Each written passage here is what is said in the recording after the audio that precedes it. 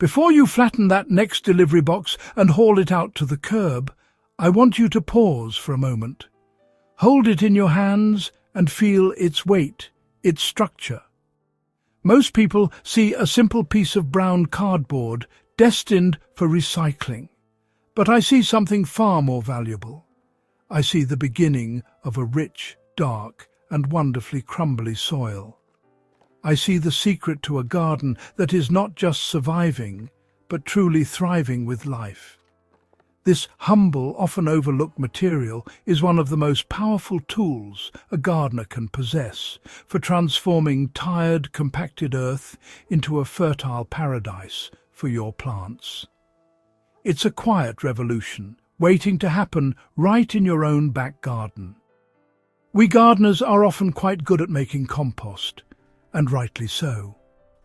We diligently collect our kitchen scraps and garden clippings, turning them into a lovely dark material. Yet we frequently apply this wonderful stuff to our beds only to find the results are a bit lackluster. The plants might get a temporary boost, but the underlying soil remains hard, claggy, or lifeless.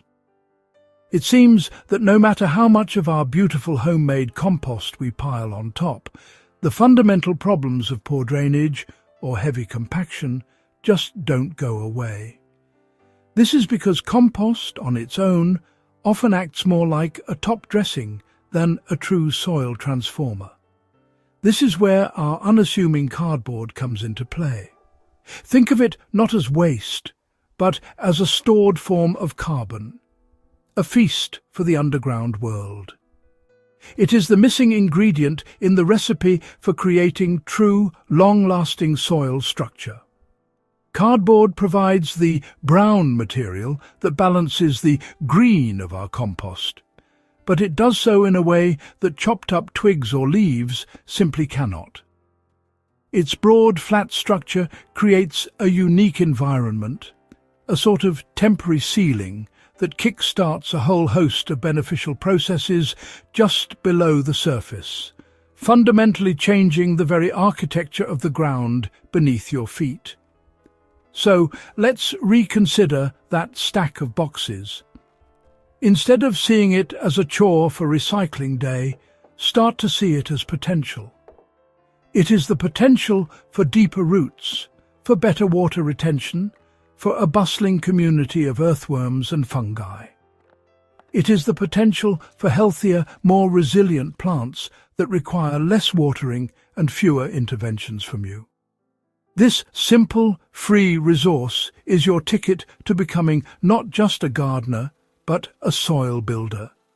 And building good soil, as any seasoned gardener will tell you, is the absolute foundation of all successful and joyous gardening. It's time we brought this treasure out of the bin and into our beds. Many of us are led to believe that compost is a cure-all for every garden ailment. While it is undeniably brilliant stuff, packed with nutrients and organic matter, it often fails to solve the deeper structural issues of poor soil. Imagine your garden soil is like a block of hard, dense clay. If you spread a layer of lovely crumbly compost on top, you have essentially just put a nice blanket over a very hard bed. Plant roots may enjoy the compost for a short while, but as soon as they try to push deeper, they hit that unforgiving barrier and struggle to go any further, limiting their growth and access to water. Similarly, if your soil is overly sandy, water and nutrients tend to drain away far too quickly, leaving your plants thirsty and underfed. Applying compost helps, but it can be a constant battle, as the goodness you add is quickly washed down and out of reach. You are essentially trying to fill a leaky bucket. The compost provides a temporary fix, but it doesn't fundamentally change the soil's inability to hold on to moisture and nourishment. You'll find yourself needing to add more and more compost year after year just to maintain a basic level of fertility, without ever building a truly resilient and self-sustaining soil structure. The problem lies in the fact that compost alone doesn't create the large-scale biological activity needed to restructure the soil from within. True soil health is built by a thriving ecosystem of organisms, from microscopic bacteria to mighty earthworms. These creatures are the real soil engineers. They create the tunnels, channels, and sticky aggregates that give soil its wonderful open texture. Simply layering compost on top doesn't provide the ideal conditions to attract and sustain this workforce in the numbers required for a dramatic transformation. It's a good start, but it's not the whole story. This is why we must think beyond just feeding our plants and start thinking about feeding the soil itself. We need to provide a complete diet for the underground ecosystem. This means offering a balanced menu of both nitrogen-rich materials, like our compost and grass clippings, and carbon-rich materials. Cardboard serves as the perfect slow-release carbon source. It creates a habitat and a long-lasting food supply that draws in the very creatures that will do the heavy lifting of soil improvement for us, turning compacted ground into a sponge-like medium, teeming with life. When you lay a sheet of cardboard on the ground, you are doing more than just suppressing weeds. You are setting a magnificent banquet for a whole host of soil life. The first to arrive at the party are the fungi. Their fine, thread-like mycelial networks spread out, treating the cellulose in the cardboard as a huge source of carbon-based food. As these fungal networks grow, they act like a natural glue, binding tiny soil particles together into larger, more stable aggregates. This is the very first step in creating that desirable, crumbly soil structure that all gardeners dream of. It's a quiet, unseen process, but it is utterly transformative. Following the fungi are the true heroes of the soil, the earthworms. They are irresistibly drawn to the dark, moist, and food-rich environment created by the cardboard layer. They don't just eat the decomposing cardboard, they travel up and down between this new food source and the denser soil below. As they move, they create a network of permanent burrows, which act as superhighways for air and water to penetrate deep into the ground.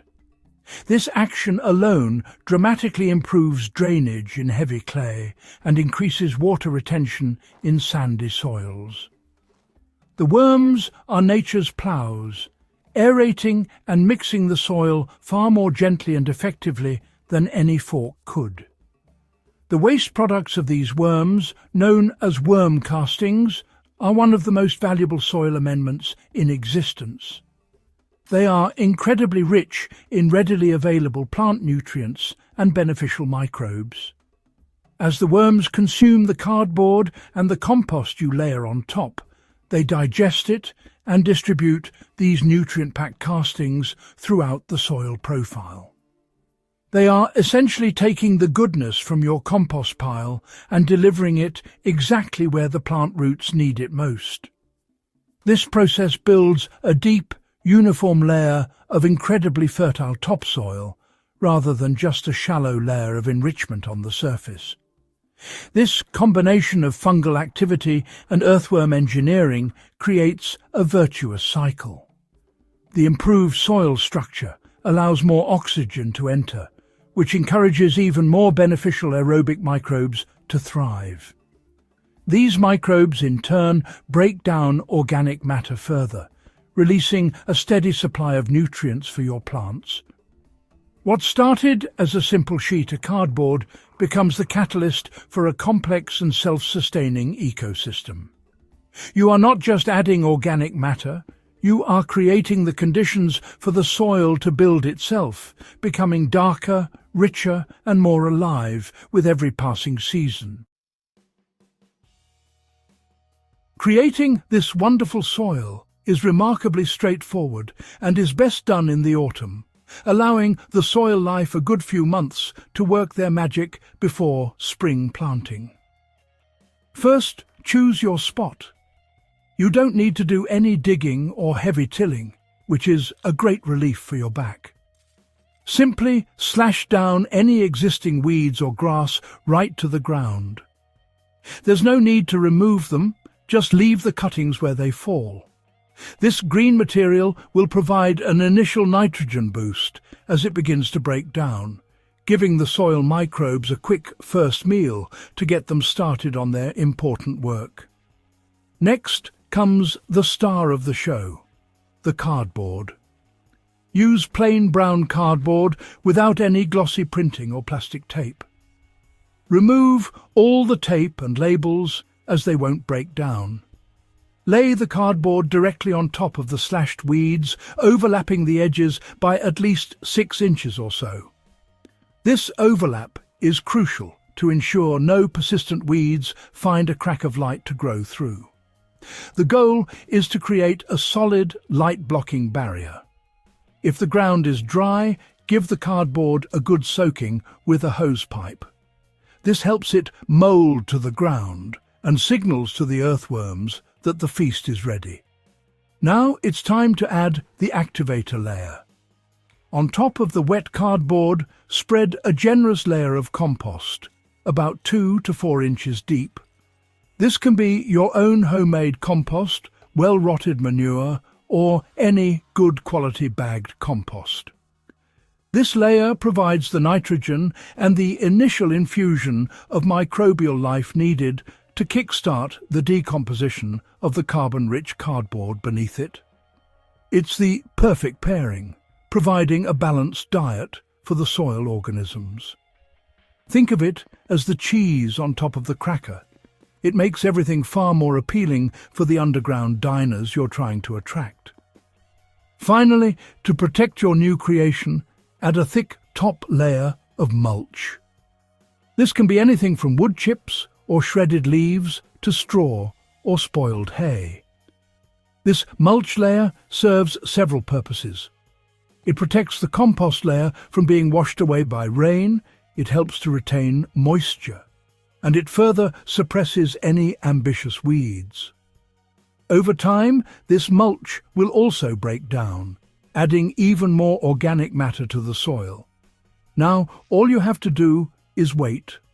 Let nature take its course through the autumn and winter, and by spring you will be able to plant directly into a vastly improved, beautifully structured soil. Naturally, when suggesting you put cardboard on your garden, a few worries pop up. The most common one is about termites. Let me put your mind at ease. Termites are primarily interested in dry wood, not damp, decomposing cardboard that is in direct contact with the soil. The consistently moist environment you create with this layering method makes the cardboard completely unattractive to them.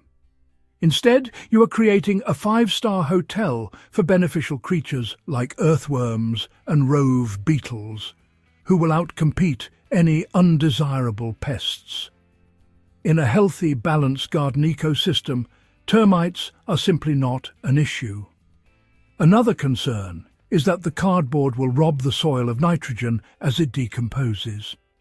It's true that breaking down carbon-rich materials requires nitrogen. However, this is precisely why we add the compost layer on top. This nitrogen-rich layer provides all the fuel the microbes need to break down the cardboard, preventing them from drawing nitrogen from the soil below. By the time plant roots reach the decomposing cardboard layer, it has become a stable, nutrient-rich humus, and the nitrogen is slowly released back in a form plants can use. It's a temporary loan, not a theft, and it pays handsome dividends. Some gardeners also worry that the cardboard will suffocate the soil and the plant roots. The opposite is true.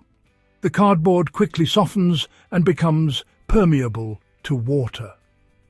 More importantly, the earthworms it attracts are masters of aeration.